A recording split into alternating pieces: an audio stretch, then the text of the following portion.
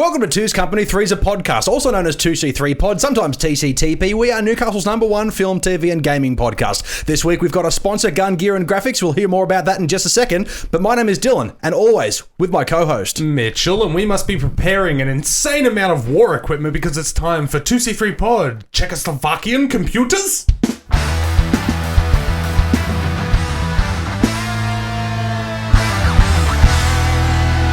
I've got to stop doing that. I'm like an idiot. It's either that or a dab, Every right? time. Thank God we're a podcast first. YouTube Yes, second. absolutely, But yes. I'd rather die in the mud with those men than live forever as a god. Die in the mud and live forever as a god. No, die in the mud with those men. Then live forever. I have no idea.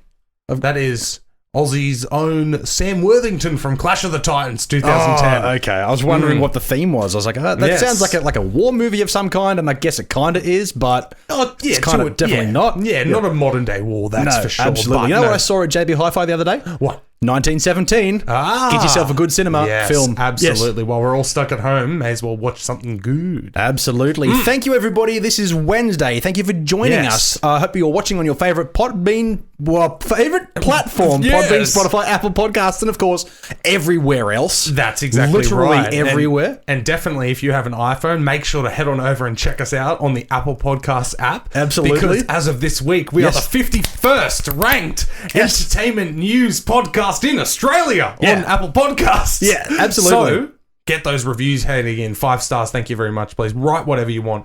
Just 5 stars. Just anything. Because, because for for a review to be legit, it has to have something written with it. Okay, So I didn't know that. So you can't that's just drop some stars and be done with it. You can drop the stars, but it doesn't do anything. But if you do the 5 stars and write, fuck you, it's good. Ladies and gentlemen, we are commissioning you to do this now, and what you'll Yes. receive in reward is more podcasts from us. Absolutely. How many times a week would they get those podcasts, They'll Dylan? get those podcasts 2 times every week, every Wednesday, every Friday. Wow. Right now, they're listening and or watching to That's Wednesday's right. episode. We've got some news and reviews, and we've also got some, reviews, as I just mentioned. I was going to say, Wednesday is news and reviews, and come along for Friday, where we normally would have Trailer Park and Yassel Pass, but seeing as the scheduling conflicts in the world have affected the movie-going experience and the trailers coming out, we've got a brand new edition of Yassel Pass Blast from the Past, which we're very excited, and we'll be traveling back to, I'll give you a little spoiler now, 2010. Absolutely. So beautiful. a bit more modern. I am looking forward to that blast from the past, but for now it is Wednesday, so before we head on over to the news this week, make sure you like and subscribe and hit that bell and absolutely check do out the whatever socials. Else. Yep, at absolutely. 2C3 Pod on Facebook, Instagram, and Twitter, of course. And not only that, Twitch. We both stream as well. Myself, not as frequently. Twitch.tv/Mitchell_TCTP. And of course, this guy over here, the pro streamer. Absolutely. Twitch.tv/Dylan2C3Pod and all the socials. Absolutely. It's the same everywhere. But for now, getting right into it, do we want to mention our sponsor very quickly and just have a little bit more of a back and forth on that, or did we want to do that a bit more later on? Oh, well, I mean, we've already given him one shout out. We'll give him another quick one. Why not? Absolutely. Yes. We'll sprinkle the salt on the meat while we're doing it. Anyway, Gun Gear and Graphics is our sponsor for this week and will be for the coming weeks. If you've seen our wonderful new logos, that's what they produce. And if you're looking for an affordable, quality business logo for yourself, whether you're a streamer or a band or a gamer or a YouTuber of any kind. Honestly, any kind of business, I guarantee Tyler from Gun Gear and Graphics will be able to hook you up. Absolutely. All links are below, and you'll hear more about that later in the episode. But for now, let's move on to news. Absolutely. What was the first one that you wanted to hit? Not you. Not me. Okay. You don't want to hit me. Yay. Okay, so on the first, I win. The first one on the list is one I definitely put back in the list. Okay. While we were discussing pre-production about what we wanted to talk about, because I saw it and I looked into it a little bit earlier this week, and I was like, you know what? I don't think this is really news as such, but then it caught my interest, and then you turned around and said, no, let's talk about it. No, because I was like, oh, by the way, that Quibi thing that's going on, and you were like, oh, I deleted it, and I'm like, no, put it back, you motherfucker. Anyway, so we have Quibi. Hello. Roller coaster of an episode. It's a coaster. It's a visual joke. My bad. Anyway, so Quibi is the new streaming service on the block with a bit of a twist. Yes. Now, so what is that twist? Because as far what I know about it, only from what I've been told and what I've seen, is that they're shorts.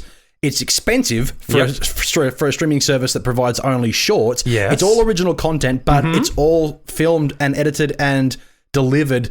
What's the word when it's when your phone is upright. There's a word for that. Horizontal and portrait? I guess, yeah. Landscape. No, that's landscape and portrait. Yeah, landscape one of those. And portrait. Yeah. Yeah, so it's only... Yeah. So, okay, so more or less, the twist to this one that makes it different is it's gearing towards a generation of people with their face in the fucking phone. Yeah, absolutely. It is only available on the phone. I'm not sure about tablet, but it can't be streamed on a TV or anything like that. Yes. Okay, so the premise is, like you said, it's all geared towards... portrait and portrait and landscape. Yes, thank you. Yes, we'll stick to that. It's all geared towards that, and like you said briefly, it's all short. Everything is 10 minutes or less. Okay. So episodes of TV shows, original TV shows, episodes of a reality show, a news show, all of those things, 10 minutes or less. So you can just... It's geared to be like a YouTube. I was about to say that sounds like it's gearing towards everybody's current habit, that everybody watches a 10-minute video, onto the next thing, onto the next thing, onto the next thing. Everybody in this current generation of the internet have short attention spans. Exactly. I mean, you can watch movies, but watching movies on phones sucks balls. Exactly. So you're better off just watching them on the big screen, but... This is an interesting, as I said before in pre-production as well, I looked at this and I went, this is dumb. Yeah. And I just dismissed it completely. But I've been wrong about every single streaming service that has ever existed. I don't think it's going to, it's definitely not going to match up against all the big ones like Netflix, Amazon, Hulu. Definitely not. It's not going to create a dent in their market. But it is unique. Exactly. It's unique and there is a market for it. That's the key point. And the curiosity that I had out of it, because I clicked on the article that you posted in the notes to do a bit of research and that, and then I was like, okay, I'll download the app since it's all for phone. And I downloaded the app and that joined up, and it took like 30 seconds. And I joined up because 3-month free trial. Yeah, and I was like, sweet, I've got a couple of months to decide whether or not this is going to be a $13 investment every month, you know? Yeah, that's more than Netflix and Amazon. Well, no, not combined. Depending on all I was going to say I've got the Netflix premium with all the screens and stuff because of the kids, and that's like $18 a month now. So yeah, but still, like $18 for that. Exactly. Versus, but this one, and I was like, the thing that really drew me into wanting to see what it would be like is it's designed, whether your phone is landscape or portrait. Yeah, so you can turn it mid-watch, can you? It doesn't fuck around. It stays in that exact thing. Okay, there's just a bit more there or a bit more there. And that's it. So I think... So it's almost as if everything's been filmed with a wider lens. No, I think everything's been filmed with a square.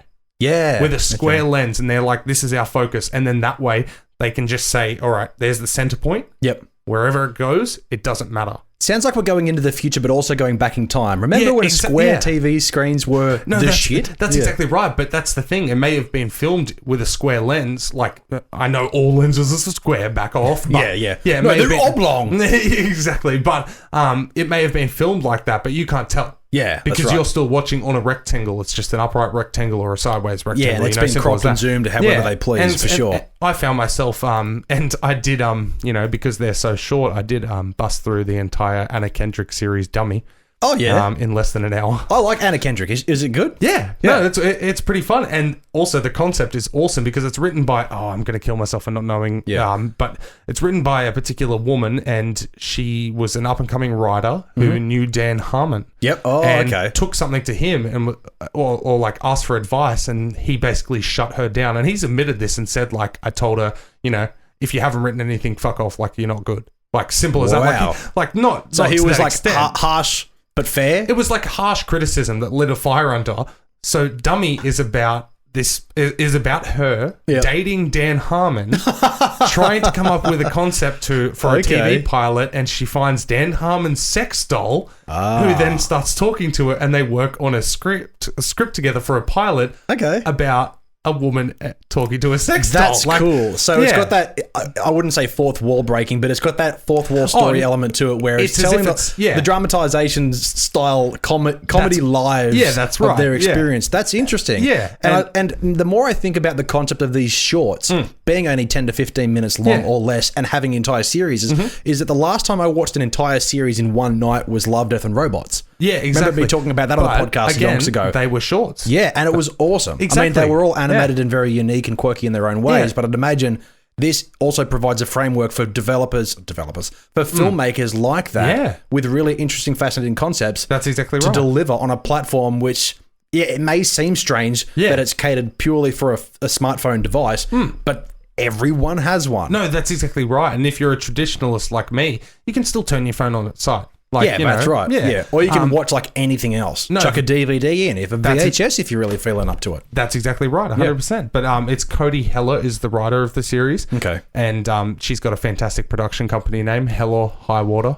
Hell or High Water, yeah. Hell or High Water. Yeah. I love it. I get it. But yeah, no, it's actually really good, honestly. And there was 8 episodes, and like I said, I started, and then all of a sudden I was like, oh, this feels like an ending. And it ended, and I was like, oh, I just finished the whole series. Like, yeah. All right, cool. Yeah. Is there a lot on there? Yeah, there seems to be quite a lot, honestly, and all original. I swear we talked about this like Quibi? A couple of weeks ago, or at least this concept. Yeah, I'm not sure. Like, well, we definitely discussed the idea, like that there was that horror film, that Finnish or some sort of European horror film that was entirely filmed with the idea of like an extended Snapchat story kind of thing. Basically, with that kind of concept in mind. And I guess this is giving a platform to those developers who want to do that. Yeah. And, you know, I'm kind of glad that it's not just another like social media service. No, it is exactly. It is a legitimate. I am well and truly over TikTok. Oh, because man. my kids won't shut up about it. Really? Yeah. Okay. Oh god, it's terrible. But how do people get popular on there? They're all so stupid. We're talking about this, okay? I don't have TikTok, and I say this every episode where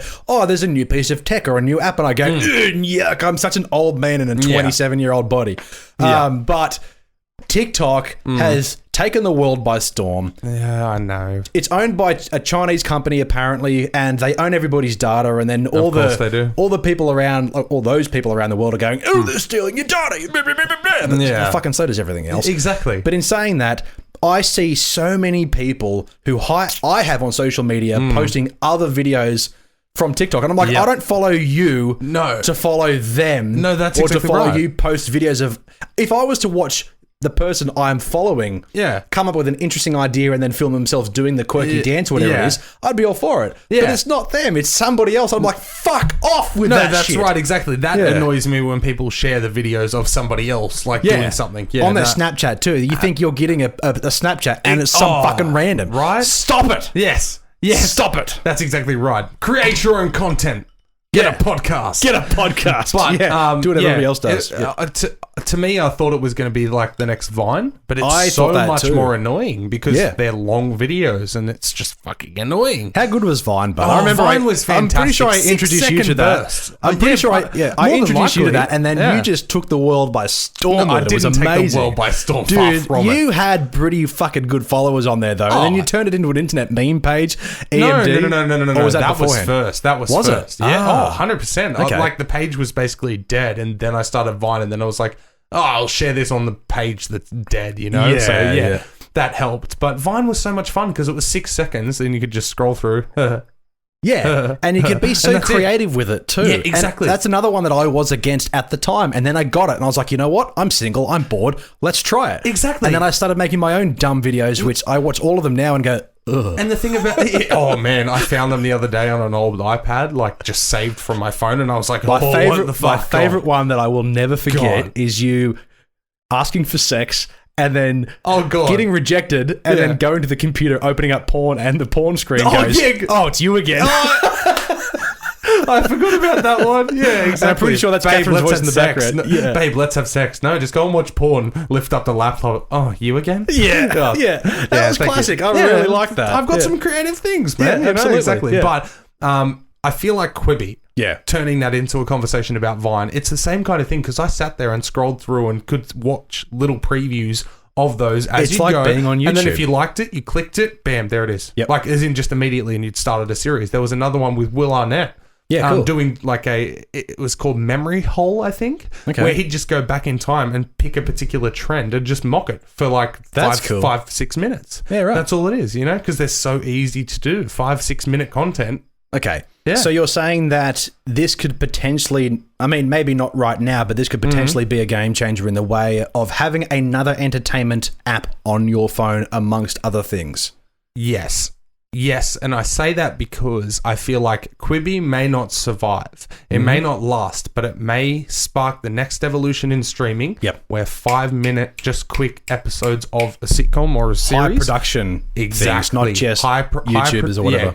Quantity over quality. We're not sure yet. But something like that where they're like, shit, quick, make this hour-long series that literally is 8 episodes, Yeah. Well, I mean, so I feel like it could be a game changer. It does open it up to a lot of filmmakers as well who do have passion in short films. Yeah, absolutely. There's a million of short filmmakers on YouTube, and their shit doesn't get seen. Yeah, that's because right. it's swamped with the Colbert Report and whatever Donald Trump said lately. And 2C3 Pod, check us out. We've got 67 subscribers now. We're killing it, man. We're killing it. Hey, we're getting people comments saying first comment never happened before. Shout out that guy. Up. Yeah. Oh, okay. Shut up, dude.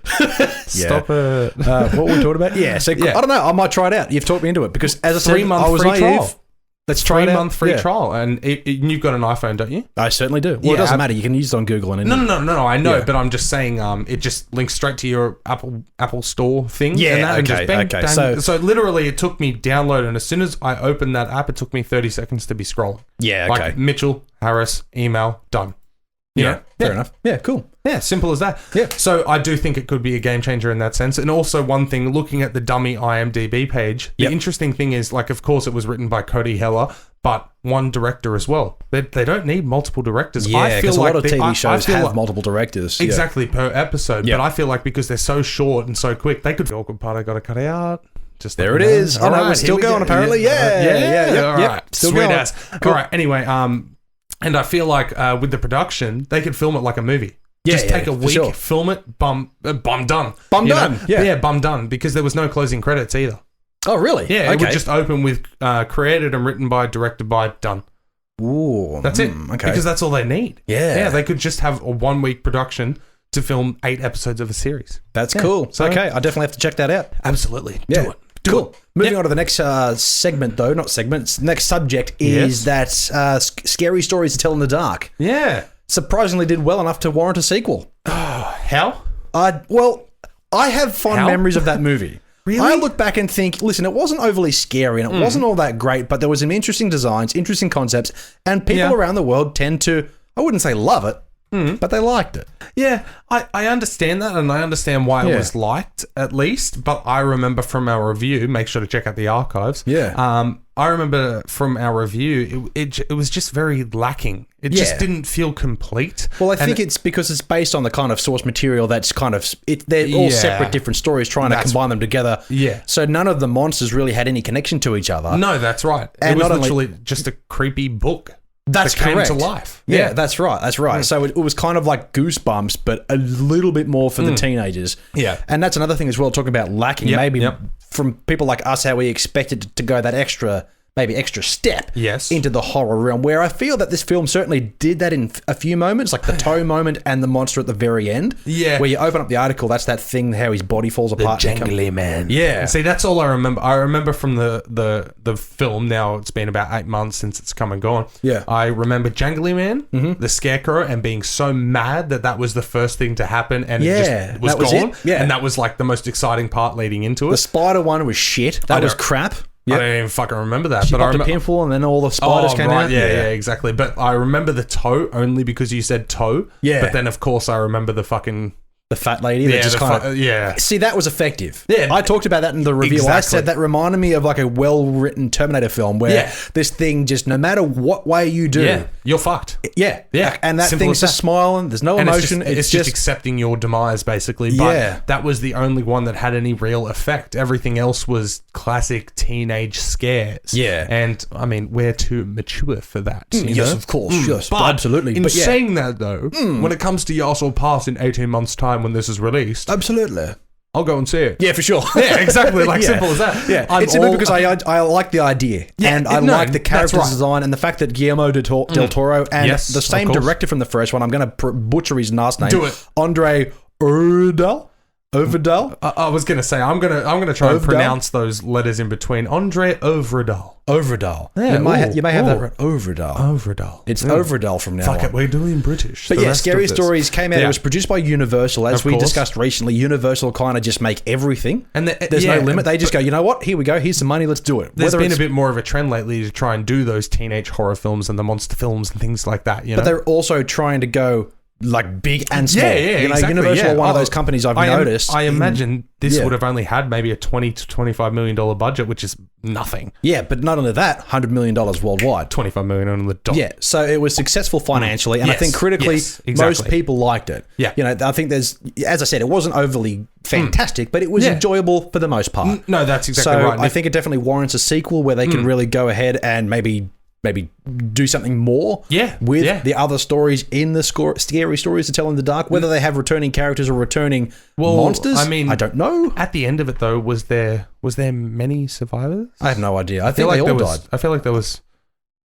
of the female kind. I have to review that film again. But I don't remember. We don't know how many books are in this series as well. That's because right. It is based off the books. And I mean, like you said, when a film's made for $25 million and makes over $100 million worldwide, probably have another $25 million there before it becomes profitable. Yeah. You're looking at a film that made $50 million for Universal. Why the fuck not? Yeah, absolutely. So I understand why. Wasn't a great film, but it did its job. And as we've discussed, we're horror fans. Yeah. We'll go and see a horror movie at the theaters regardless. Oh, I wouldn't say that. Curse of La Llorona.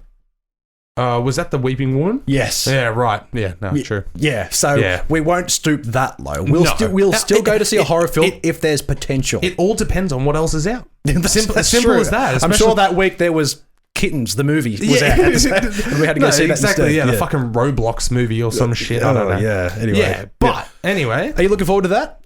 Yeah. As you said, you'll go see it, but is that something that you may be looking forward to, or is it kind of a bit... I guarantee from now until probably the first trailer or casting comes up, I will forget about it. Yeah, for sure. We've got enough going on those kind of movies. We just forget about it until we find it in the news again. Yeah, absolutely. Yeah, exactly. And then we look at the schedules, yes. That's right. And then we've got Trailer Park when that comes out, and then Yasal Pass when it's ready for the cinema. Absolutely. God knows when that is. Yeah, but absolutely. Now, a lot of the time in terms of these episodes, we end up saying a lot, we talked about this recently, or we talked about this a few episodes ago.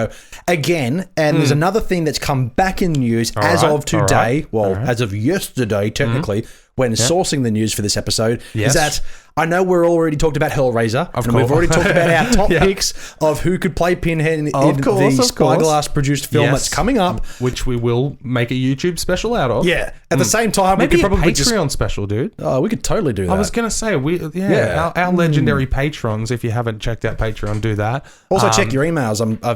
I'm asking for some details so we can send you some stickers. That's right, because there's a few special episodes coming exclusively for them. Absolutely, No, definitely. I think we should do some Patreon specials. Absolutely, yes. But in saying that, one of our first Patreon specials, essentially, I think we've just decided will be our top picks. Yes. In order who to play who to play Pinhead, sorry. Absolutely. In the upcoming Spyglass production film, Hellraiser. However, we've got another one to look forward to, is that we're getting more because HBO. Why not? Yeah, absolutely. HBO is developing a TV series from David Gordon Green to direct the first few episodes. Heck yeah. Not related to the film at all, so it's a completely separate thing. All right.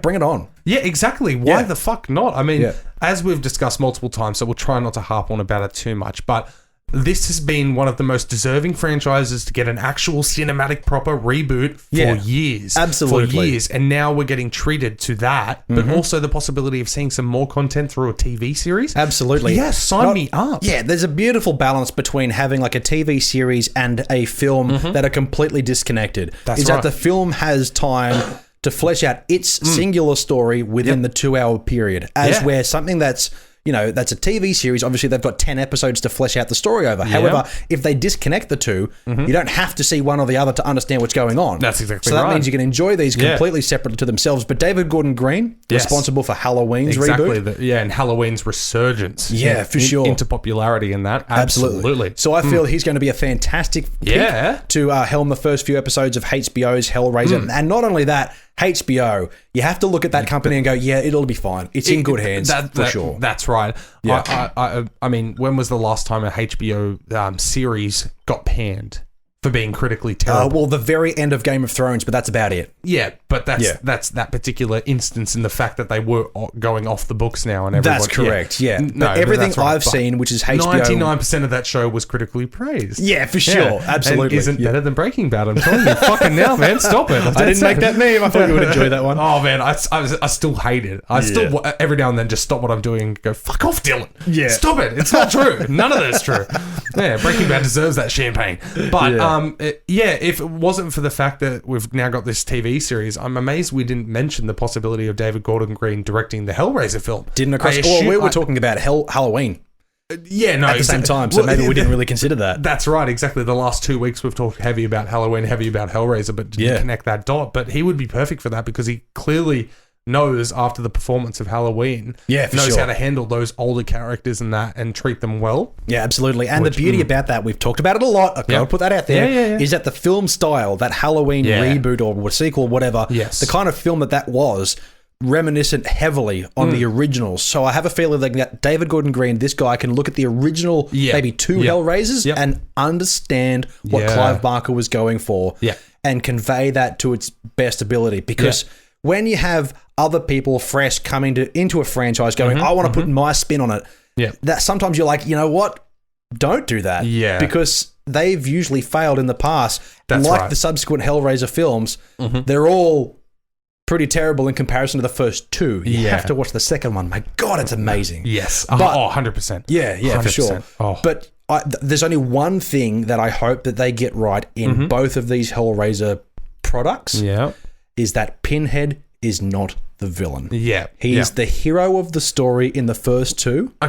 Okay. Yeah. No, we're doing this. No, I completely. Yeah, exactly. I'm sorry, people, but you must love it because we're ranked on Apple Podcasts. Yeah. But no. I was going to say, okay, so if the film comes out and he's not the villain and it's a beautiful film and you're totally accepting of that, would you be open to a series about him being the bad guy? For sure. Okay. Yeah. So you'd be okay if one did it well and the other one can balance it out? Like, maybe tell another side of him. What if he was the villain? You know? So that's an excellent way to contrast and almost, I just contradicted myself in the way that maybe when there's an opportunity like this to then add a flair and add a new level to it, because I think the best Hellraiser films are obviously sometimes the worst ones. For example, Hellraiser Judgment and the one before that, Revelations, which was made for like $10. The stories I thought were brilliant because they were most reminiscent of the first Hellraisers, where Pinhead is just looking for the person who went looking for him originally. Yes. And then they regretted their decision. That's who he's looking for. Yeah. He's not there to play with Kirsty. Yeah. You've opened the box. You want to play? She's like, no. He's like, oh, okay. Yeah. Well, tell me where Frank is. You know, that's essentially Hellraiser 1. Yeah, absolutely. So I'm hoping, you make a very good point. I hope the film of Hellraiser does Pinhead justice to the point where the Cenobites are simply they're only going after those who open the box, who are looking for that level of sensation and pleasure and pain, blah, blah, blah, blah. That's right. But the series can flesh it out. Maybe it can tell the story of a person who's spent their entire life looking for this box, and then they finally get it, and then they uncover its secrets, and then over the turn of the entire series, or maybe however many seasons, they eventually get to the point where, like, okay, this is what I want. Yeah. Or something. No, I don't know. There is enough there is enough story to tell where Pinhead and the Cenobites don't have to be the main players. No. You know? That's right. Yeah. Like, so I mean, the thing. That's where the other ones got it wrong. Exactly. They were just very Pinhead. Like, yes, that's the face of the franchise, but at the same time there's enough of a story there about he's not the Freddy fucking Krueger. box.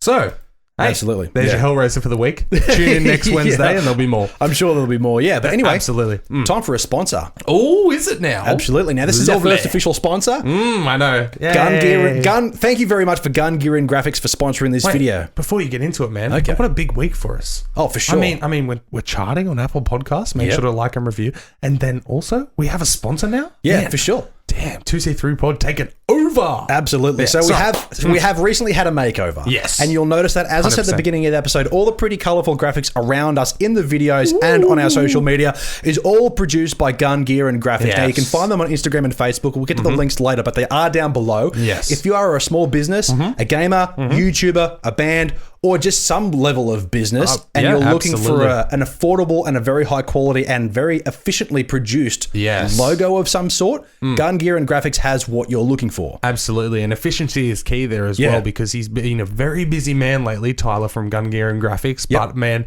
he got back to us so quickly with these projects and that. And man, we could not be more grateful and pleased with the results. Absolutely. So if you do want somebody to work with, not just to provide something bland and basic and here you go, that's it. If there's if you want to give feedback and change certain things, no problem whatsoever. But there's nothing but 5-star reviews on Facebook so far. Absolutely. And don't forget Instagram as well. Make sure you search Gun, that's 2 N's, Gun, Gear and Graphics on Facebook and Instagram. Yeah. Nothing but good things to say about this young man. Absolutely. As we said, if you're looking for like a logo for like a business, if you're a streamer or whatever, but also you've got social media cover photos on Facebook, YouTube, Twitter, Twitch, whatever. Merchandise design. Speaking of merchandise, we do have new designs on TeePublic and Redbubble. We'll get to that later. I was going to say, it's not our ad, mate. Yeah, that's right. So album artworks, event flyers, look no further than Gun, Gear and Graphics. They've got everything you need. And also, if you're a pro wrestler, you can also get some quality custom gear made up by Gun, Gear and Graphics as well. Not just the designs, but also the clothing. I was going to say, you can see it all on the social medias, on the Facebook and Instagram, but I've seen some of that, some of that wrestling attire in person, and my God, it is of the utmost quality. Absolutely. Holy shit. Yeah. Like the amount of times that he has told me he has had somebody say, oh, where'd you buy that from? Yeah. Because they assume it's a professional overseas business. Yeah. No, this is local here, right in Newcastle. For sure. So for Newcastle, New South Wales, Australia, if you're looking for some wrestling gear, if you are an upcoming wrestler or a currently pro wrestler looking to change up your look and your style, work with Gun, Gear and Graphics to get yourself to some designs and the clothing to be made up and shipped directly to you. And it's all affordable as well, but obviously prices are subject per product that you want. Of course. And absolutely, we don't have any... In regards to the wrestling scene, he has been working along the eastern coast. Yes, for North, south, everywhere. I've seen shit get flown...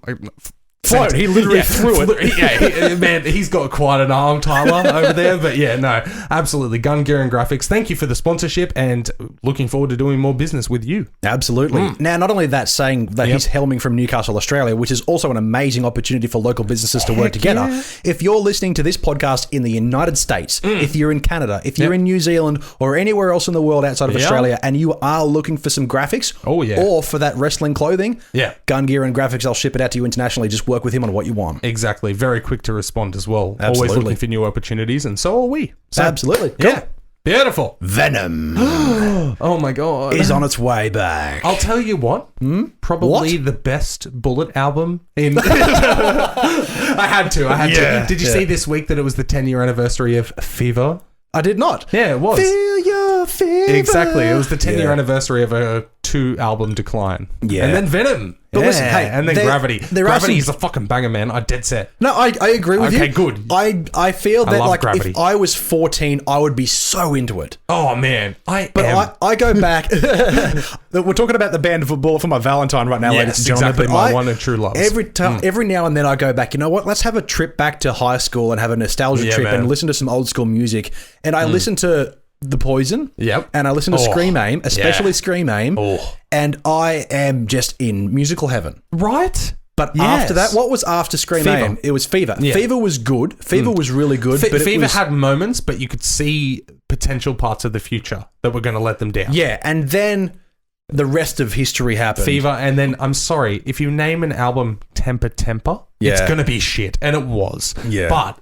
man, there's some bangers on there that we took care for, man. Yeah. Oh, man. Shout out to the Wankers for that one. Oh, yeah. That's got to be on YouTube somewhere. Oh, I don't think the dance is, man. I think that is a private fucking thing between our group of friends. You don't want to green screen that against and chuck it up on the wall here? Honestly, you get enough drinks. When we do our first fucking live podcast stream, maybe if we have a few drinks in us, I might get in front of the green screen and whip out the, there was Leech and then there was another one that I have my dance to. Oh, what was it?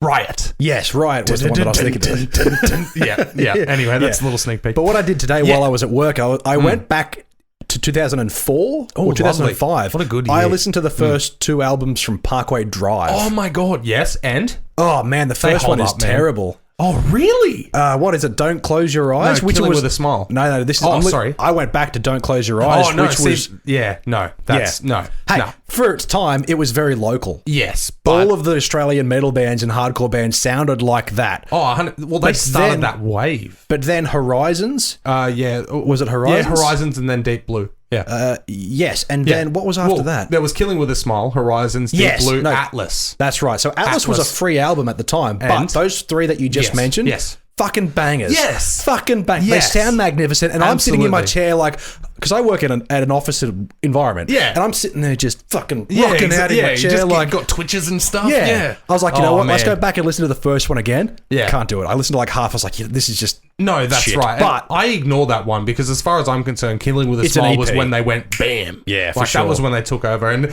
I swear to God, man, every time you hear Smoke 'Em If You Got 'Em, like you just don't expect it. You don't expect it coming and it's like, I apologize for that, everybody listening, but no, it just fucking hits you in the face, man. Yeah, absolutely. But speaking of, while we're on the topic of music, Trivium's new album, exactly. Yeah. I've only started listening to. I'm only three songs deep after their three singles that they released. Okay, well, yeah, like three-quarters of the way through because it's a fairly short album. I was going to say it's only 10 songs, isn't it, with the intro as well? 10 songs with a 1 minute intro. However, that's right. The intro isn't just your typical metal band intro. It's actually interesting to listen to. You listen to Slipknot's latest album, they have like a 1 minute thing, and it's literally just someone on the keyboard going, yeah, it's like, yeah, no, like, like that's one play thing. Some fucking music, and they do. That's one thing that Trivium have always done well. It's like the evolution of their fucking lengthy songs with, which one was it off pre-Shogun, that album?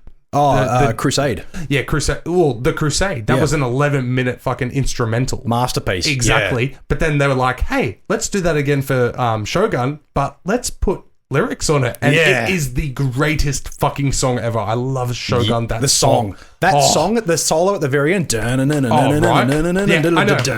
Yeah. That solo, if you know how to play guitar relatively well, you can literally play it without even learning it. Yeah. Because literally just, it's like a few different notes. And I remember back in the day when I used to do this, I never actually looked at the notes. Yeah, you would just listen. Heard it. Yeah. And you can play it because it's so well crafted and so well recorded. I'm not going to talk about the decline. No.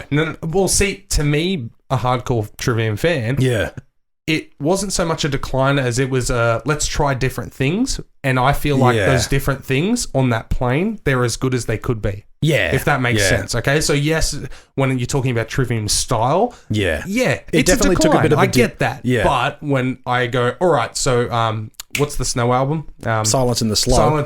Yeah, exactly. Yeah. When you take that album and you go against other Trivium albums, it's garbage. Well, it's it came garbage, off the back of Shogun. Exactly. So everyone was expecting, yay, more Shogun. And they're like, no, that's we're what trying they said. this. They marketed it as, hey, Australia. They said deliberately because they know that like a Shogun performed that we fucking love really Trivium. well. Yeah, and that we love Shogun, the album specifically. But they went, if you like Shogun, you'll like this. I was gearing up for it. Exactly. And there's a few gems in there. Yeah. But overall, musically and song-wise, But if I take that as a different type of style of music altogether, I still enjoy it. Oh, yeah. If I'm in the mood for it, I'll listen to the whole thing. They're fucking 9 albums deep now. Yeah. This is their 9th album, man. And Matt Heafy's like 2 years older than us. I mean, he's not, but like... No. I think he's now like 32 or something. And I'm like, you bastard! Speaking of Matt Heafy, before we get into our actual Emperor kind of... Inferno came out when he was 16. Yeah. Killer album. I love it. Fuck you, Matt. I love you. But I was up way too early in the morning last night just fiddling with Twitch and making it look pretty and just on Photoshop. Yeah. And beside me, while I was doing all that until 2 o'clock in the morning, and I have work at 8 o'clock that following day, I was watching Matt Heafy's stream. He was playing music and then he was like, you know what?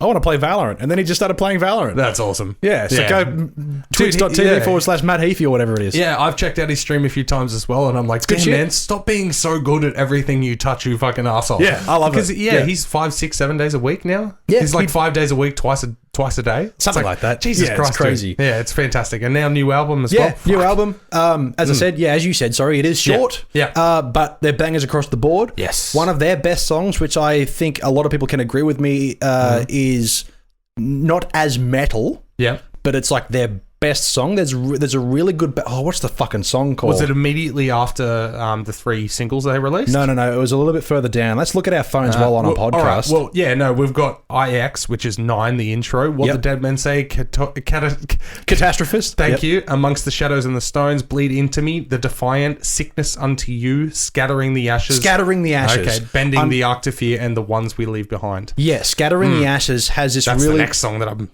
heard It's got this really well-balanced melodic feel to it. It's less metal and it's, as I said, more melodic. But usually background vocalists or backup vocalists in songs, in albums, are usually recorded by the lead vocalist. Yeah. Except for in very special circumstances. Yeah, of course, in when this it's case, unique, this next song that you're about to listen to, Paolo, the bassist. It is Paolo? Yeah, man, and it's mixed well, so like you can fucking hear him, man, and he lets it rip. Ever since In Waves, he has been working the fuck out of his vocals. He has that high range when they're live, which I don't really like. In Waves was after Shogun. Oh, of course it was. Yeah, exactly. So, no. Wait a minute. Yeah, In Waves was after Shogun, and then you had Silence in the Snow. No, you didn't. We had Vengeance Falls. Oh, yeah, right. There was 2 albums before that. Yeah, that's right. Jesus, that's what happens when you've got fucking 9 albums. I thought the young bloke who played drums on Silence in the Snow came right after Nick Augusto, the drummer, but no, it was... No, that is right. For some reason, I thought it was beforehand. Yeah. Hold on a minute. May as well run down their career. We've got Ember to Inferno, Ascendancy, The Crusade, Shogun, In Waves, Vengeance Falls, Silence in the Snow, The Sin in the Sentence. Yeah. Yeah. Wow, we fucked that up. Anyway, but great album. Big fans. No, seriously, Trivium's the one band that to me personally hasn't disappointed me because I've adjusted with their changes along the way.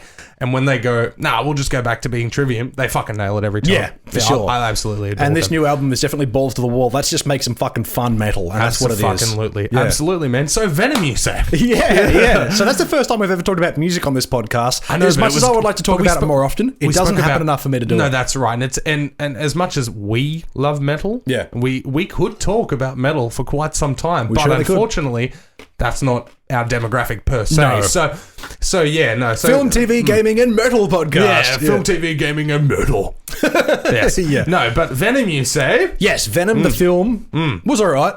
Yeah, it was pretty good. Starring Tom Hardy. It was a good introduction to the new version of this character. That's right. It was a decent origin story when everybody was confused about what it was going to be, because Venom obviously primarily being a Spider-Man villain, how were they going to make him the anti-hero? And they did that perfectly fine. I think for a Sony film, there was definitely Sony identity in it. It definitely felt and looked like the Amazing Spider-Man films. It didn't look like a Marvel film. No. Yeah. And I think that could be to its downfall, because I think people are kind of over the Sony Spider-Man look and feel. Yep. And they're more accustomed to the MCU and maybe Sam Raimi's Spider-Mans, which in between was like the Amazing Spider-Man and Venom. Anyway, at the very end of that film, obviously we had the teaser of Woody Harrelson with a horrific red wig going, "There will be carnage." And it was disgusting. Of course. But they're going with it. Yeah. And the next film, Venom, which you saw our post on our Facebook and Instagram. Yes. Venom, There Will Be Carnage. I'm all about that. Is on its fucking way. Yeah, man. And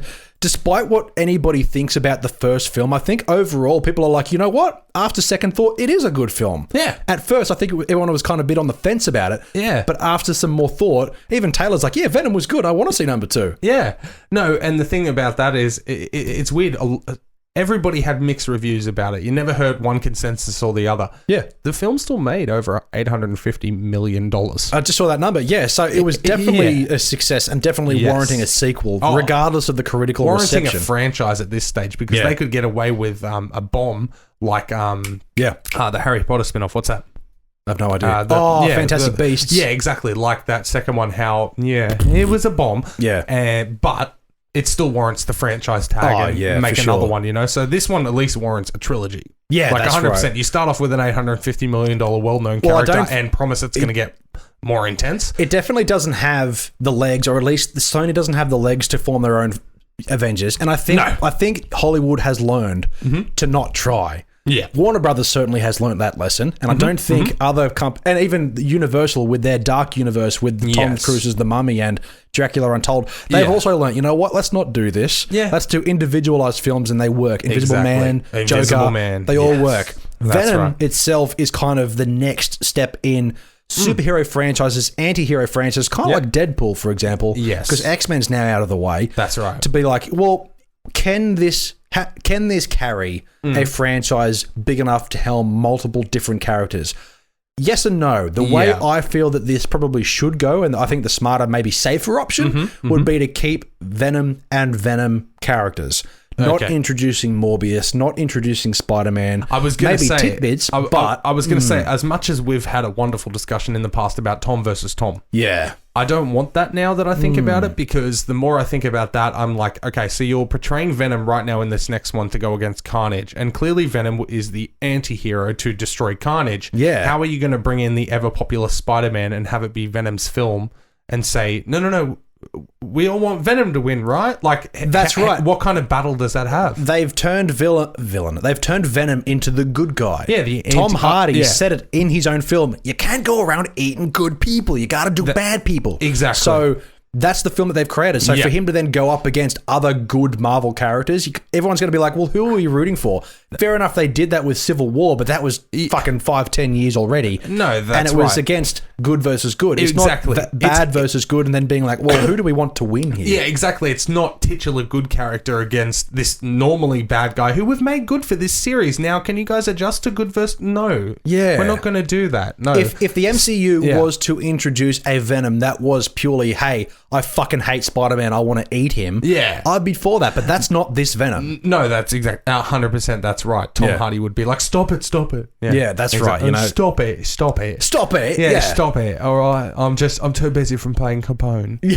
Oh, yeah, that looks good. I know. So excited. But what are we thinking about Woody Harrelson as Carnage? I love Woody Harrelson, and I feel like this is another perfect example of your normal comedic, known for being a bit silly kind of guy. Yeah.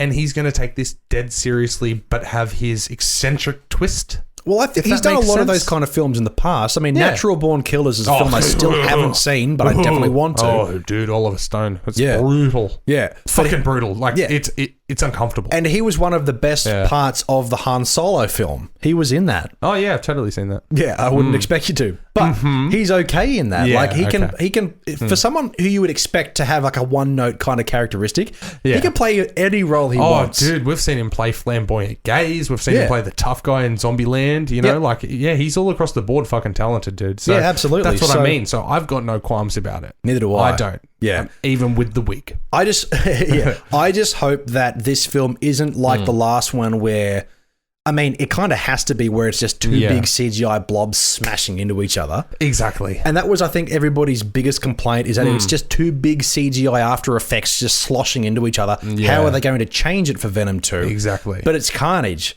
It's the same thing, but red. And he maybe a bit more violent, maybe swear a bit more versus a big black blob of goop. How are they going to do this? But either way, I don't mind the big smashing CGI. I don't think it takes away from the story. I'm okay with it with that kind of film, but then you look at one like Bloodshot, where it's humans smashing together, but it's CGI, obvious as fuck. It's woeful. But when you've got two characters like this, I mean, what do you expect? Yeah. They don't exist. They can't actually cast a fucking... What type of creature is Venom? He's called a symbiote. A symbiote. Yeah, you can't cast symbiotes in real life, people. I'm sorry. It's going to have to be CGI, so you're going to have to adjust to it. Or especially when the main villain is another symbiote CGI exactly, that's thing. right. So they just did what they could. No, that's exactly right. And let's be honest, with the way Spider-Man's gone as well, he's basically a fucking CGI character too. Have we talked about this? Yes, I think we have. We don't need to dive deep. If you've seen any recent Avengers films or Spider-Man films, the Tom Holland does nothing now. Yeah, his face is there. Yeah, that's literally it. The rest of it, no, that's all it comes down to, man. Absolutely. Yeah. All right, did we want to move into a bit of gaming news, or let's have a look. So, something happened in Fortnite. That's Can you right. give me the lowdown on that? Yeah, there was a big over. I think it was over 3 days, from April 23rd to 26th, something like that. So, Travis Scott, are you aware of him? Nope. Okay, well, he's most famous for... Some kind of rapper? Exactly, he is a rapper. Right, okay. Yes, he is a rapper, but I think he's most known for planting his seed in one of the Jenners. Yeah, no, exactly. Very good. Well, that's how you get popular these days, right? Yeah, pretty much. Well, Raycon, I found out here... This isn't a sponsor, by the way. Raycon earbuds. It's Ray J, dude. Yeah. It's fucking Ray J. I heard that from some other YouTube videos. What's your favourite Ray J song? Oh, the one where he bangs Kim. Yeah. That's it. That's all that dude's done. It's amazing. I know, exactly. But and now he has a fucking headphone stage that sponsors a lot of YouTube. A lot of podcasts as well. Hit us up because I kind of want a pair. But either way, anyway. So Travis Scott, basically Fortnite's known for its events. Normally towards the end of the season, they'll have an in-game event. that something happens, like when there was the mech versus the big sea monster thing, and that was that battle. Yep. When Fortnite changed over to Chapter 2 and the whole game shut down, there was a big event where it got sucked into a black hole. Oh, everybody freaked out. And the previous concert type experience, they did the Star Wars thing where J.J. Abrams presented a brand new clip, and that was a one-time event. Fortnite is now somehow Star Wars canon. Yeah, exactly. Yeah. That's right. And then Marshmello previously had played a concert in Pleasant Park, and that. Yeah, but that was a one-time in-game event as well. Travis Scott has done the exact same thing, but on a different level where they had sessions for it. Yeah, so you could have a chance to see it, and I got to see my first Fortnite event. Yeah, and it was fucking amazing. Okay. Like, it was incredible, man. I recommend you look it up. It's 10 minutes. I got a Snapchat from our friend over at Getting the Q, CJ. Oh, right. And his Snapchat was literally, how do I kill this black guy? Yeah, because you saw it and he was fucking monstrous. I've seen some of the videos. Yeah. Haven't watched the entire thing. I recommend it, man, because it was an event. So you can explain this to me. Yeah. When these events are happening, can you kill each other? Does the game play out as normal, or does this happen in the background? No. Okay. No. So what happens is when the event time is scheduled, there's no more matchmaking for picking solo, duo, squads, or whatever. Okay. It's just Travis Scott event. You go into this thing. Enter, and you go in, and it's like a Team Rumble match where you can respawn and die and stuff. So for the first 5-10 minutes until it gets to the exact session time, you can kill people, and it's like normal. But you just then as soon as that timer ends and it's getting ready for it, all of that disappears. You can't check the map and shit. Like, all of a sudden, it just becomes a blank screen. You can't shoot a gun, you can't hold a gun. All you can do is pickaxe and emote to the concert specifications. Yeah, okay. Yeah. And then the event happens and it was the most nuts event ever. Most of them are normally just spectating things that happen. This one involved you all of a sudden, like he appeared and you were shot into the air and you have low gravity and stuff, and then the world changed to underwater and all you were doing was swimming in there. I saw there was swimming. I was like, I don't remember there like being much swimming in Fortnite. Underwater and stuff, and he was there walking in his Astro Jack suit, I think it's called. I can't remember. But Astro Jacks. Do you remember those toys back in the day? I don't know. They were like 3 balls on a string, and they were kind of like yo-yos. Anyway, continue. Okay, it sounds like anal beads, but anyway. Yeah, no. So for children. So basically it was this event and it just took you all over, and then you're gliding through Galaxy, and then there was this like huge spiral where he was in the middle and you were sliding down the whole time while watching him. Yeah. It was just a really fucking cool like mini concert event. And then when it ends, like, you get sucked into the black and all of a sudden you're getting shot out of the bus and start your game. So that's it? Okay. Yeah, exactly. Cool. And it was about 10 minutes. I recommend watching it because it looked like a lot of work went into this. I did want to tune into it, but I think I missed the boat. I haven't been on Fortnite in a while. No, we'll see. Yeah. I went as far as to look up the times for Australia for when it was, because they had these sessions in the NE and NA servers and stuff like that. North and all America, that. Yeah, exactly, all of that. So I just looked it up all in Australian time, and I was like, sweet, 3 p.m. before I go to work that night. Beautiful. Oh, yeah. Yeah, cool. Exactly. Yeah. So I was like, beautiful. Very good. Yeah, no, so it was hella fun. Yeah, excellent. Very good. Absolutely. Cool. Yeah, absolutely. I got a new glider out of it as well. You know how normally you have the gliders with the umbrella and stuff? Yep. This one's a roller coaster that you ride. That's cool. Like you stand on it. I'm a fan of roller coasters. That's cool. There was another bit where the whole map. Sorry, no, you're fine. I'm letting you take on. I'm really into it, but one of the segments I missed was when the whole fucking map caught on fire, like spot fires all over, and there was a ghost roller coaster all around the map where you were, and his body transformed into half burnt off and half on, and it was great, man. So it's full on. Yeah, it was fantastic, cool. And it was 20 feet tall. It's beautiful. Yeah, cool. It's fucking sweet. Yeah, cool. Yeah, had a good time. So even if you're not a fan of whoever this dude is, just enjoy it for the entertainment value. I had no fucking idea what the songs were, but they were like a minute and a half snippets per song. Okay. Just did that about 4 or 5 times or whatever. And then fucked off. Yeah, cool. And then fucked off. And fucked off. Exactly. You get out of my fucking game. Yeah, it was good fun. It's good fun. Cool. Yeah. Anyway, one little bit of movie news, gaming news, sorry, before I ask you what you've watched and or played this week other than Fortnite like we've just discussed. Yeah. Naughty Dog, the game developer responsible for Crash Bandicoot. Oh, of course. And The Last of Us. They're in odd combination there. Yeah, and Uncharted. Yeah, so they've got kids working in one room, and then they've got these guys going, fucking stab her in the other room. Yeah, absolutely. Yeah, right. For sure. Okay. Yeah. Anyway, they're in a bit of hot water at the moment because The Last of Us 2's plot has massively, heavily leaked online. Now, I personally haven't looked up the details of the plot, but I have looked at the Twitter replies. Okay. So Naughty Dog posted this on their Twitter. Yep. We know the last few days have been incredibly difficult for you. We feel the same. It's disappointing to see the release and sharing of pre-release footage from development. Do your best to avoid spoilers, and we ask that you don't spoil it for others. So I'm not going to spoil anything for you now if you're a fan of this from the show. The Last of Us 2 will be in your hands soon. No matter what you see and hear, the final experience will be worth it. Now, the reason they've written that is because some of the heavy spoilers, plot spoilers, have people pissed off, especially fans of the franchise going, well, you're subduing to the SJWs, you know. What's SJWs? Sorry? Social justice warrior. So keyboard warriors? Basically. Yeah. So the main character, Ellie, the young girl in The Last of Us. Ellen Page, yes. Yeah, and Joel, so Hugh Jackman. Yeah. In the last trailer, or one of the trailers for The Last of Us 2, it's like 10 years on. She's grown up. She's an adult. Okay. She's a lesbian. She has a female partner. Yeah. And the world, especially Twitter, is going, well, you're appeasing to the SJWs and the woke culture and all that sort of shit. And like, I don't care. I honestly don't care. No. About the sexuality. If she's into a girl, like, okay, that could create a different dynamic with a kind of weird. character. It sounds like an actress who kind of looks and sounds like that person. Yeah, that's for weird. sure. I wonder if there's any suing going on. I was about to say sewage, but that's the wrong word. Well, I don't know. When you don't have a pipe hook up with a socket, I don't know. Anyway, Astrojax. So a lot of people are really pissed off about it. A lot of people are speculating that the leak possibly came from internal, because of the whole disgruntled and COVID. So because of recent scheduling conflicts, the development of The Last of Us 2 has been in a massive, horrendously crunch period, which basically means where everybody gets underpaid and they don't go home until this thing is done. Yeah, and that's usually pretty popular with the video game development. However, the video game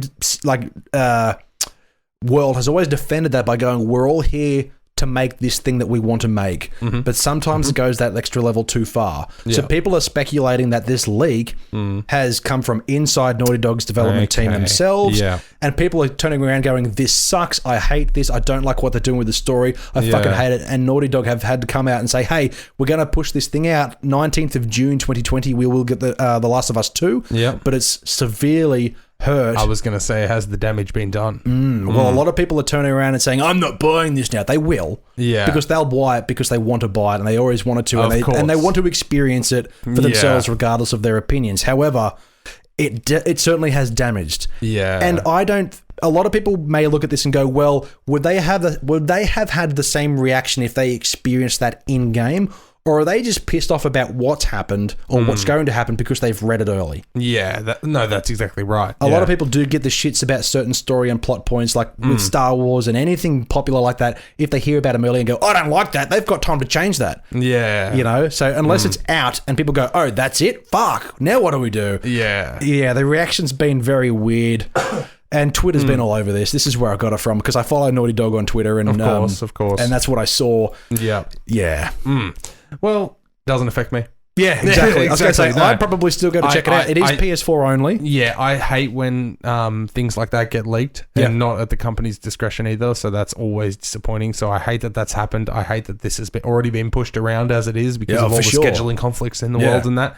And it is one of the most, well-received games of the last decade. So Last of Us 1 is magnificent. That's what I mean, and this has been so highly anticipated, so I hate seeing a product like that before it even has a chance to redeem itself, already getting shut down by some of these people. So that sucks, but I'm sure they'll still do well, and I'm sure, like you said, there's still going to be those people who are like, that's fucking bullshit. I mean, I'm still going to play it, but fuck, that's bullshit. You know? That's right. Exactly. Yeah. Wait, as it is with any kind of game or anything like that, just wait until you've had a chance to run through it yourself and check it out, because you're just seeing little snippets going, fuck that, fuck that, that's fuck that. I know it's very hard to avoid spoilers, especially if something's already released and you can't get your hands on it a week later. Yeah. I saw so many spoilers from Doom Eternal from the week it was released to when I could pick up my pre-order. Yeah, that's right. Just because I scroll. Yeah. And all of a sudden there's the final boss and I'm like, well, I know what I'm up against. Yeah, exactly. You know, but guess what? You still played the fuck out of it. I still got to experience it. And I didn't go on Twitter and be like, everybody stop posting for a week. Like, that's right. They're not specifically going, this happens and this happens. It's just people are recording their gameplays. No, that's exactly right. And there's pre-release reviews and things. Fair enough, this is a leak, but same kind of rule applies. Like, this shit's going to be out there. Yeah. We live in a world where all of this shit just gets released and we can't do much about it. Absolutely. Yeah, almost nothing spoiler-free, but we are. Cool. Speaking of spoilers, Mitchell. Yeah. What have you watched? Oh, well, let's kick it off with one I know we've both watched. Yes. Now, we spoke about this in last week's first trailer park for a month, which was exciting. Make sure to head back to last Friday. We had a good fun with that. Yep. The Netflix original family fun comedic animation, The Willoughbys. The Willoughbys. Okay, so I had a short note here. Yes. Despite a messy plot, because it was kind of all over the place. It didn't really have a certain direction. It kind of went from here to there to here to there. Of course. I love this whimsical adventure film. Yes. No, that's exactly what it is. The animation itself is beautiful. The voice acting is really good. It's fantastic. As I said, in terms of a messy plot, there's this heavy reliance on the idea that child services are like these horrific villains. They're the bad people. Exactly. But and they make them out to be this horrendous, horrible thing. Yeah. But then, like the parents as well, that the kids are trying to get away from, they're also really horrendous. And there was almost a turning point, and No, not at all. No, and as we discussed in Trailer Park when we were talking about the possibilities of the film, and it kind of seems like they're trying to send their parents to die. Oh, yeah, they are. Yeah, absolutely. They want them to fucking die. They send them on a journey across the world, and it's like the most deadly points building up to this massive mountain, and you're going to fucking die. And then, like you said, turning point towards the end, and it's fucking nut, and you're like, shit. All right, when's this going to lighten up a little bit? Yeah. But the weird thing is that like the supporting characters end up, they all end up becoming a family somehow. The big... No spoilers. Willy Wonka and what's the nanny? What's her name? Chubby black chick. Yes. They somehow get together, but... Her character, voiced by Maya Rudolph, is literally called Nanny. Yeah, that's right. So just Nanny. But Ricky Gervais plays a supporting role in this film as like a cat, and he's a narrator. Yes. It put me off every time he spoke. Okay. Yeah, because all I could hear is Ricky Gervais half-assing the whole thing. Oh, it was a paycheck. Yeah, that's for sure. 100%. But he's just going, and cat things, meow. Like, that's how he sounds. But also, I mean, what are cats? They're bastards who lay down for 16 hours a day. Yeah, I know. That's relevant. Like, he's talking about, I'm going to throw up a hairball. But if that's your biggest taking point, that's still pretty good, because everything else is really good. And like you said, the voice acting everywhere else was fantastic. If you like whimsical animation, stop motion style, but it's obviously computer generated. But if you love interesting, unique animation and a fun film, The Willoughbys is a good time. Absolutely. I watched it with Willow. She had a great time. Yeah, for sure. Yeah. What else have you watched? All right. Well, so I'm just going to rip through my two. Well, I'm happy to go through I've already spoken about Dummy, but I also do want to touch on the brand new Netflix comedy. Why did I click on Netflix? I shouldn't have done that. The brand new Netflix comedy special. Yep. Schwartz and Middleditch. Okay. Say that right? Schwartz and Middleditch. Cool. Yeah. Ben Schwartz and Thomas Middleditch. Oh, I've heard about that. Yes, exactly. Now, this one stood out for me. Sorry, it's Middleditch and Schwartz. My bad. But yeah, completely improvised comedy specials. There's three of them. So they released three specials at the same time, all 50 minutes long. Yep. And you know how I've been saying I want a bit of a stand-up bender at the moment. Absolutely. This one came out. I love Seinfeld one coming out very soon. I know. I saw that and was like, wow, did I not know about it? Yeah. But as we know, Ben Schwartz voiced Sonic. Yep, so he's been on a bit of a tear in that. And Middleditch has been around Hollywood for a long time doing some, I think he was Silicon Valley's like that sitcom on Comedy Central's main dude for a while. But either way, it's just these two guys. They go up, they introduce themselves, obviously. They say, all right, what's something you're looking forward to or dreading or like not keen on or something like that? And people yell out, graduating, weddings, funerals, something like that. And they pick one and go, all right, tell us a bit about what's going on. Somebody says, oh, I'm going to this law school and there's this person who's funny and there's this character and blah, blah, blah. And they go, sweet. They do that for about 2 minutes and then they go, cool. Let's do a show. And they literally make up an entire improvised show for 45 minutes. Fuck, you have to be smart to be able to come up with concepts like that. My favorite thing about improv is when they don't expect what the other one's going to say and it's just a complete you sure? It's fantastic. And them trying to remember. For example, they did a wedding and they had about 20 characters. That's cool. Like they tried to remember names and it was fucking hilarious. Middleditch Schwartz, if you've got Netflix. That's not just your average Netflix comedy special. No, That's unique. Why I love it, because a big fan growing up of Whose Line Is It Anyway? Yeah. I love me some good improv. That show went for 100 years and it's great every episode. So good. It's so good. But so if you enjoy a bit of stand-up but also improv, this is 45 minutes each episode of them just They're fucking hilarious too. Yeah, they're that's great, cool. man. Very Absolutely. Yeah, cool. So that's been my week. I also watched Dummy, but I mentioned that, and I watched Dummy last night in 45 minutes. Excellent. Yeah. All right. Cool. All right. I took one of your recommendations from last week, and I sat down and watched The Babysitter. Thoughts, concerns, anxieties? So if there's ever a film that has a left turn and a sharp fucking left turn, it's this film. Yeah, man. Now, I've realised the reason I never watched The Babysitter is because the lady on the poster on Netflix is... What's her name? Samara Weaving. No, it's not. It's the other chick. What's Bella... Judah Lewis. That's the guy. Robbie Amell.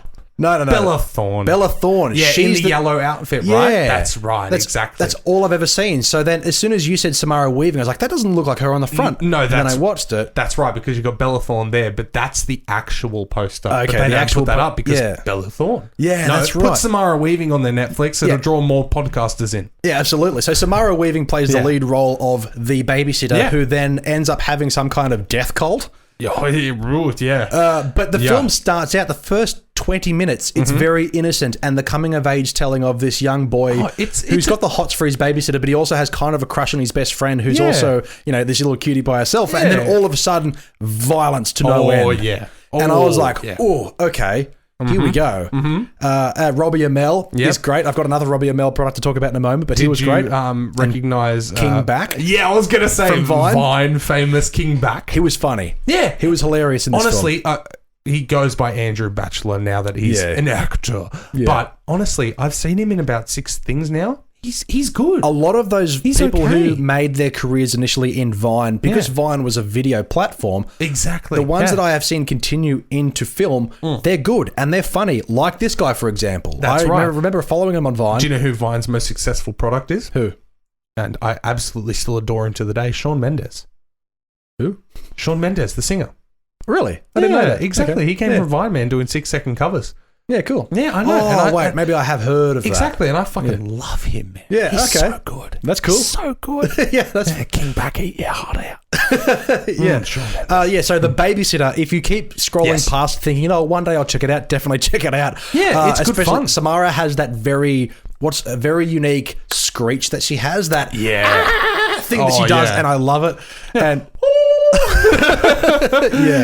no, absolutely, man. And this was just a small taste of her getting to that next level, which she's now taken. Oh yeah, she's definitely very irreverent and very Samara Weaving. Like she plays a very similar character in a lot of the roles, but because she's talked me into it, I've got to go back and rewatch this now to appreciate her more, because I watched it 2 years ago. Yeah, and now we've seen Ready or Not, we've seen Guns Akimbo, we've seen whatever else she's in. God damn, get ready, world. Samara Weaving is fucking coming. Yeah, absolutely. All right, the next one. A couple more? Yeah, I've got a couple more. I checked out, it's on Amazon, it's called Anna. Okay. The reason I checked this out is because the plot essentially, like the little description was, it's like a Russian spy thriller. Yes. And I love me some James Bond hitman spy thriller-esque type films. Of course. After watching this film from start to finish, the lead character of Anna played by a Russian model, Sasha Luss, also starring Helen Mirren, Luke Evans, and Cillian Murphy. However you pronounce that name, I found out recently there's Cillian Murphy. I was like, I like that. Sounds like a wrestler. Maybe I've been saying it wrong. But they're in it. Cillian Murphy. This film is just like a mixture. What did I have in my notes here? I had so it's Red Sparrow meets John Wick. Okay. So there's some really good action set pieces. Yeah. And there's Was this a film or a TV series? Film. It's a film. Yeah. There's some comedic elements to it. There's some emotional balances there. But as I said, it's kind of like Red Sparrow, where have you seen Red Sparrow? Jennifer Lawrence. No. Okay. No. So, in a nutshell, Russian spy, young woman. Yep. She's in a really horrendous part in her life, and then some bloke stumbles into her life, and then turns her into her part of a spy part of the KGB. Yeah, right. And then has this meddling relationship between the KGB and America. Yeah. And then at the end, she's just trying to get out of it. But they use her beauty and her skills, to form these hits, essentially. But if you like Red Sparrow and you like those action sequences kind of like John Wick, fast, quick weapon movement, it's a fun movie. It's a lot of fun. It's a fun movie. I said that wrong. Yeah. It's a fun film. But don't expect... fun of the meatballs. Yeah, don't expect anything original. Okay. After second thought, but it's still a good time. Well, the writer of the film, Luc Besson, I don't know how to pronounce his actual name. He's definitely got a type of film that he likes to do, because he is the creator writer of Taken in the Taken trilogy. I definitely had that as well. Exactly. He's done Transporter as well. He's done The Fifth Element with Bruce Willis from back in the day. So he's definitely... And Lucy with Scarlett Johansson. So he's definitely got a type of film. It's a great film. Don't take it just because it's an Amazon original that it's made specifically for that. It's definitely got... It definitely is deserving of a cinematic release, I should say. Just like the other films on my list as well. But definitely check that out if you're interested. Did you have one more that you wanted to get through? No. Oh, that was it? Okay. No. I watched Dummy on Quibi. Oh, you did say that. Yeah, exactly. Next on my list was Extraction. Yes. Chris Hemsworth. And the another Russo one from brothers. Trailer Park last week. Yes. Another Netflix exclusive. Yes. I checked out Extraction. I watched the rest of it today. What did I have in my little note here? Light on plot. Okay. So really? See, that was one of the drawing points for me from the trailer in Trailer Park last week was that it looked like there might be a good story to tell. So the story is good. It's just light. So the story is the extraction. So Chris Hemsworth's character is hired by whatever government. He plays himself. He plays an Australian with an Australian accent. It's really good. Fuck yeah. So he plays a character named Tyler Rake, who's like this mercenary hitman kind of guy who's got a damaged past. He's upset and he's going along with these missions. One day he may catch his own bullet, basically. Anyway, the extraction is for a particular kid. And the kid's been sought after by like these drug cartels, right? Basically, but it's all set in India. Very interesting setting that you're really not used to, but it really goes to show the like a darker side of that kind of country. Might be in Punjab. Might be Punjab, I don't know. Anyway. Yeah, because it is a place. Yeah, which it certainly is. We found that out. But it's, as I said, it's light on plot, but heavy on ultra violence. Okay. Chris Hemsworth plays to his strength of being a sad, drunk Aussie bloke who kills a lot. Fuck yeah. It's very violent. Relatable, you say. Yeah. It's incredibly violent. Yep. It's very well stylized. As we said, the director, I can't remember his name. He was the stunt coordinator for so many big films. And that was his debut. His directing debut. So definitely, this is a passion project where he's gone all out with everything he can. So the choreography of the fight scenes is awesome. The violence is really good. And even Chris Hemsworth as an actor in this film, fair enough, he's this typical jarhead kind of guy, but playing to his strengths, just like the Russo brothers do with Thor now, is that he's just being himself. Fuck yeah. And it's so good. Yeah, he's got so much emotion in his face, and it's just fucking fantastic. So if you're into I wouldn't say a Michael Bay-esque switch your brain off. If you're if you're in the mood for a fun action movie that's deeper than what we've had recently, definitely watch Extraction. Absolutely. For sure. If that wasn't enough to draw you in, it's also written by Joe Russo. So I mean, and produced by both Russo brothers. That's right. That's a good fucking selling point for it as well. Yeah, so absolutely. Absolutely, man. Pretty good. Yeah, cool. Anything else? One more. Oh, of course you do. One more before we talk about. Of course you do. This dude works from home, apparently. Yeah. Anyway, this is another one that we talked ourselves into. This is Code 8, produced by Stephen and Robbie Amell. Oh, okay. And starring both of them. Robbie Amell plays the lead role. Anyway, it's an interesting new take on the hero genre. Okay. It's kind of like X-Men, where just humanity and people in general have evolved to have certain superpowers. Yeah. Robbie Amell's, for example, he can conduct electricity. Yeah. Stephen Amell has like telekinesis abilities. Other people are bulletproof. People can heal. Anyway. Holy shit, they're brothers. Yeah, for sure. How did that not click? They have the same last name and they look the same. How did you not see that? We only just started talking about Robbie Amell last week. Yeah. Like, in, from The Babysitter and stuff. And I was like, it's got Robbie Amell and Samara Weaving, blah, blah, blah. You should check it out. Yeah. And it didn't even click that Stephen Amell exists as well. And he's Arrow. Like, I was like, fuck. Oh my God. They must be related. They don't play related characters in Code 8. Yeah, even though they look the same. It's weird when they interact. You look at them and go like, you're obviously brothers. Yeah, exactly. Because you look more alike than most brothers do. Anyway, they're essentially that like everybody has superpowers, but it's illegal to use them unless you're registered. So it's like a gun. Basically, yeah. Right. So there's this really like high level authority which basically like watches over the city, and if there's any talk of like anybody using their powers without registration, essentially they get sent to jail. But it's really hard to find work because the city is really bad with offering registrations and things like that. So like they get into some like crime essentially in ways to make money using their powers, but then the cops come after them. It's really fucking interesting. You could look at this and go, okay, it's another X-Men Chronicle type film where everybody has a unique character to themselves. But they do it in a new and interesting way. Okay. And the Amell brothers, Yeah, pretty good. Yeah. Okay. Where did you say it was on? Sorry. That's on Netflix. Oh, okay. Nice. Yeah. Yeah, I'm absolutely. definitely going to have to add that to the list based off a short story. Yes. A short film by called Code 8 as well by Jeff Chan. Yes, absolutely. And this looks like his big directing debut as well after some short stories. So, cool, man. Code 8 is a good film as well. So I've had a cracker this week from watching things I actually really like. Yeah, absolutely. I've had a good week too. I just haven't watched as much. That's cool. Yeah, that's good. Yeah. Out of all of these, I think Extraction is what you should check out first. Really? Yeah, that's the recommendation. Yep. Okay, fair enough. Well, if I'm going to recommend one out of the 3 that I've watched, Dummy on Quibi, The Willoughbys, and The Stand-Up. If you're a kid, so you're recommending all of them. Well, pretty much. Yeah, exactly. Yeah. Check out Quibi, 3 months free. Go for it. And that. The Willoughbys, if you like a bit of family fun. And if you like improv, man, the Middleditch and Schwartz. Absolutely. Yeah. Cool. Recommendation Station. Wait, that's not our first segment. It's a different podcast. It's all right. They're a big... Well, because you've said that, you've dried me out, but they certainly did make me thirsty. That's right. Those recommendations probably made you thirsty. But Dylan, do you want to get into the end segment? Yes, absolutely. That has been our show. Yay. Thank you, everybody, for watching and or listening. You can find us everywhere, but most importantly, social media accounts, Facebook, Instagram, and Twitter. Of course. What's that new one called? TikTok. We're not on TikTok. No, God. Stop talking about it. I thought about it to cater to the kids, but I'm like, I'm not doing this. No, we're not selling out. But Facebook, Instagram, and Twitter at 2C3 Pod, as the name suggests. That's right. And wherever you're listening to, thank you. Make sure it's on your preferred platform. I'm going to say my little spiel, Podbean, Spotify, Apple Podcasts, and of course, YouTube, Big Summer Blow. But we are everywhere. Literally everywhere. Oh, okay. Should we stop saying that and just say thank you for checking us out and check us out fucking everywhere? No, it's tradition. Okay. It's tradition. I have to say it, but we are available everywhere. And right now, as we said at the top of the show, we are one spot away from being top 50 in the entertainment news podcast in Australia on Apple Podcasts. Absolutely. So if you have an iPhone and have Apple Podcasts, please head over there, 5 stars, and say, I hate them.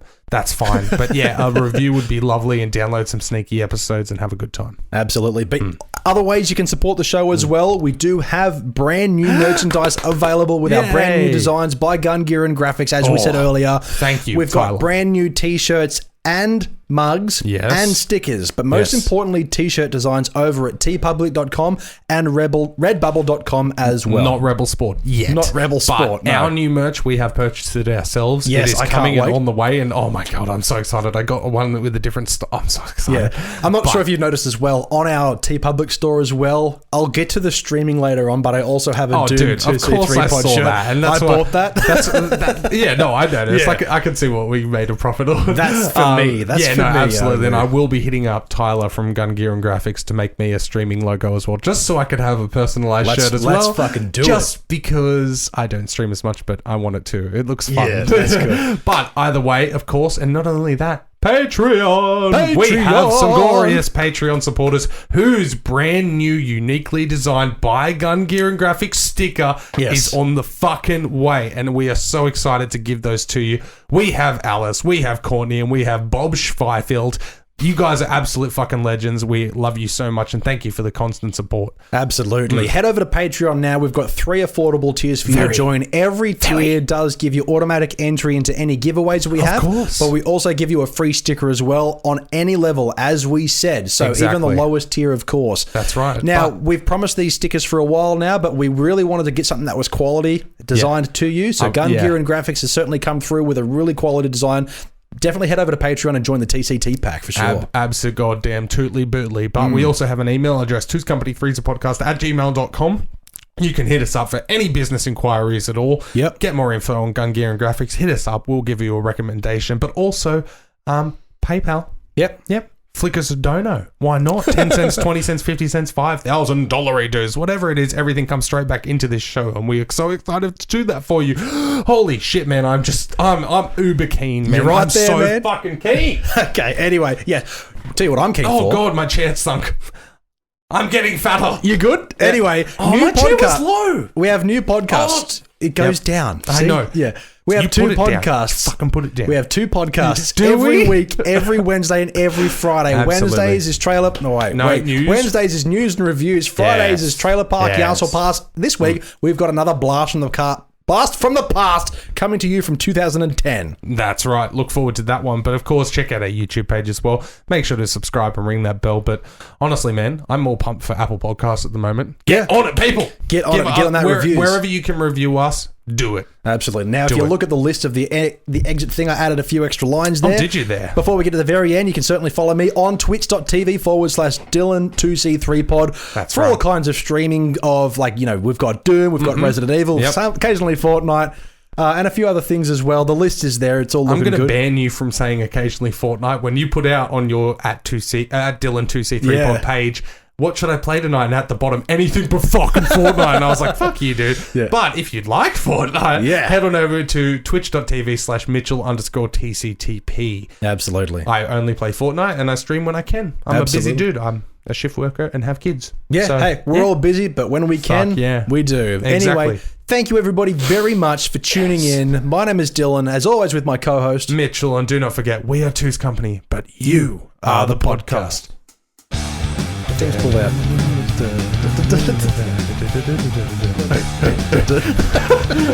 I don't know, man. Are you going to chuck it in over the top? Or I can chuck it in over the top. All right, cool. We'll just make sure we talk a little bit more. Oh, it's my turn. Trivia time. Yeah. We'll just talk to ourselves. Did you update the things last week? Yes, I did. I did. Yeah. I updated mine after the episode, but then I saw that yours wasn't, and I was like, I gave it to the bastard for the top head reference. Cool. Alrighty, thank you everybody for sticking around to the very end. As per normal, we have a bit of trivia to do. Yes. Okay, so let's go first. Right. You'll get this. Oh. I mean, if you don't get this... Stop. Why you preface it with that? In Spielberg's 1982 classic, E.T., the extraterrestrial, who plays Elliot's younger sister? Oh, yay, Drew Barrymore. Yeah, there we go. I got a point after a couple of dud weeks. That's right. Updating the scorecards, I am now 8 of 17, catching up to Dylan, 9 of 16. Absolutely. Thank you. Cheers. Thanks for tuning into that video by Two's Company Freezer Podcast. Don't be sad though, there's plenty more where that came from. Another cheeky video right there. Maybe even hit that subscribe button and ring that bell. Or, if you don't like our faces, check us out on Podbean, Spotify, Apple Podcasts, or YouTube.